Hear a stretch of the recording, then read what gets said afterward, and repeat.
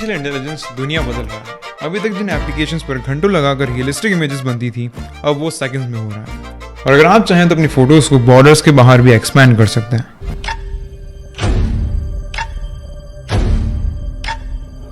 ये अपने आप हिंदी समझकर इंग्लिश में ट्रांसलेट कर सकता है, और मैं अपना पूरा चेहरा भी बदल सकता हूँ सिर्फ एआई की हेल्प से। The intelligent machine will be the last invention that humanity needs to make. AI आज के टाइम में बहुत सारी चीज़ें कर पा रहा है, जैसे properly social media accounts manage करना, मैसेजेस के रिप्लाई देना, और ये पूरी बुक्स भी लिख सकता है। Amazon KDP का कहना है कि वो एआई को यूज़ करेंगे अपने प्लेटफॉर्म्स पर बुक लिखने के लिए। इसकी कैपेबिलिटीज़ एंडलेस हैं। इस साल हम दुनिया में एआई रिवॉल्यूशन देख रहे हैं, जिसका इम्पैक्ट सब चीज़ों पर पड़ने वाला है।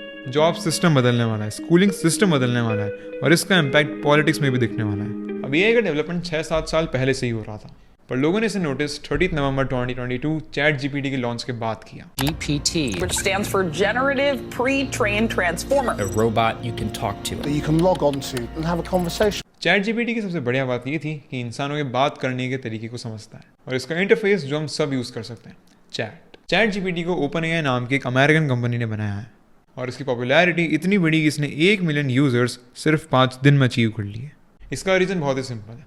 आपने भी जब इसे यूज़ किया होगा तब आपको उसकी कैपेबिलिटीज़ का पता चल गया होगा, और टेक्नोलॉजी बेहतर से बेहतर होती रहती है। चैट जीपीटी के बाद अगला AI model deep seek launch होता है। Chinese-built chatbot immediately rattled investors and wiped a staggering $1 trillion of the US tech industry. ये एआई चैट जीपीटी के पेड वर्जन से मैथमेटिकल और लॉजिकल रीजनिंग में बेटर परफॉर्म करता है, और बाकी फील्ड्स में भी अच्छी परफॉर्मेंस देता है।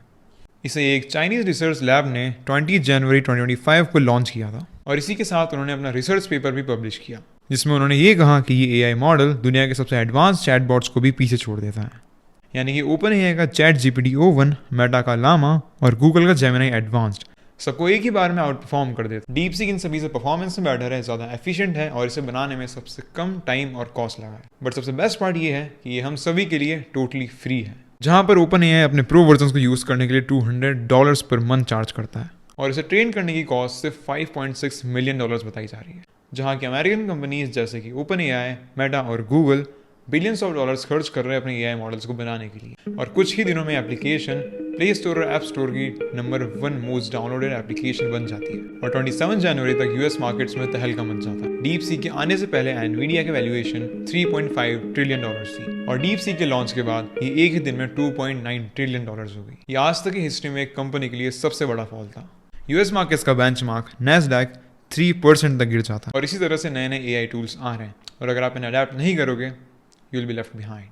And if you want to grow with AI, you are at the right place. अब इस सिचुएशन में सबसे बड़ा कंसर्न जॉब्स को लेकर है। लोगों को इस बात का डर है कि अगर AI इतनी सारी चीज़ें कर सकता है और ह्यूमंस से बेहतर कर सकता है, तो बहुत सारे लोगों की जॉब जा सकती है, और ये सच है। Robots will eat some jobs, and some robots will kill humans. You've already seen that with self-driving cars. पूरी हिस्ट्री में अगर आप देखोगे तो जब भी कोई नई टेक्नोलॉजी आई है, उसका इम्पैक्ट जॉब्स पर ज़रूर हुआ है। जब स्मार्टफोन्स आए तब टेलीफोन ऑपरेटर्स की जॉब गई, जब ATMs आया तो कैशियर्स की जॉब, और AI के आने से भी यही होगा। People to slow down AI, to regulate AI. I tried for years. इसके बेसिकली 2 रीजंस हैं। AI का इम्पैक्ट किसी एक सेक्टर पर नहीं होगा, बल्कि सभी सेक्टर्स पर दिखेगा। सबको लगता था कि जो रेपिटेटिव जॉब्स हैं वो फर्स्टली रिप्लेस होगी, and then higher skills, and then the creative jobs. But ये बिल्कुल अपोजिट हो रहा है। मिड जर्नी और रनवे जैसे AI सॉफ्टवेयर्स आपको मिनट्स में डिजायर्ड इमेजेस और वीडियोस बनाकर दे सकते हैं, और गूगल के म्यूजिक जनरेटिव मॉडल से आप किसी भी टाइप का म्यूजिक जनरेट करवा सकते हो। और दूसरा रीज़न ये है कि AI का इम्पैक्ट बहुत बड़ा और रैपिड होने वाला है। जिस भी सेक्टर में इसका इम्पैक्ट होगा, लाखों में जॉब्स जाएंगी। बट इसमें डरने की बात नहीं है, क्योंकि अगर पुरानी जॉब्स जाएंगी तो नई जॉब्स भी आएंगी। अगर एक AI सब चीज़ें कर सकता है तो उसे कमांड देने के लिए भी कोई चाहिए, तो इन्हें ऑपरेट और इंस्ट्रक्ट करने के लिए भी किसी की ज़रूरत होगी। पर आने वाले सालों में आपको इसे अडेप्ट करना होगा, क्योंकि इसका यूज़ कई सारी फील्ड्स में होने वाला है। जापान में तो AI का यूज़ एजुकेशन फील्ड में भी स्टार्ट हो गया है। वहाँ स्कूल्स के लिए AI को यूज़ करने के लिए गाइडलाइंस दी गई हैं। बट AI का यूज़ पॉलिटिक्स में भी हो सकता है, पॉलिटिकल प्रोपेगेंडा फैलाने के लिए। मशीन लर्निंग को यूज़ कर लोगों का डेटा स्टडी किया जाता है, एंड देन उन्हें पॉलिटिकल मैसेजेस भेजे जाते हैं। इसका बेस्ट एग्जांपल 2016 के यूएस प्रेसिडेंशियल इलेक्शंस का है। जब ट्रम्प जीते थे तब इसका बड़ी स्केल पर यूज़ हुआ था। अलग अलग थिंकिंग वाले लोगों को उनके सिमिलर आइडियाज़ के मैसेजेस भेजे जाते हैं, पर इसी प्रोपेगेंडा के अगेंस्ट में AI का यूज़ हो सकता है, और वो हम आने वाले टाइम में देख सकते हैं। एट द टाइम आप हेजन जैसे AI टूल्स को यूज़ कर अपना खुद का एक एवटार बना सकते हैं, और अपनी वॉइस डबिंग करके आप अपना खुद का एक प्रॉपर एवटार बना सकते हैं। इन क्लिप्स को देखिए, ये सभी क्लिप्स AI जनरेटेड हैं, तो आने वाले टाइम में ये गलत चीज़ों के लिए भी यूज़ हो सकता है।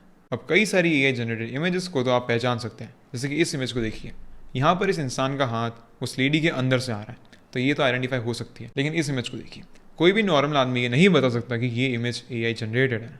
और एक चीज़ जो कि AI जनरेटेड इमेजेस में कॉमन रहती थी वो थी कि ये सभी की स्माइल्स को सिमिलर रखता, लेकिन यहाँ पर सभी के टीथ का स्ट्रक्चर भी अलग है और सबकी स्माइल्स अलग है। तो आने वाले टाइम में जानना इम्पॉसिबल हो जाएगा कि इमेज रियल है या AI जनरेटेड। अभी के टाइम पर आपको बस AI टेक्नोलॉजी से अवेयर रहना है and just know how to use them. और अब आपको पता है कि AI आपके लिए कितना डेंजरस हो सकता है and what's going to happen in the next coming years. Will meet you in the next one.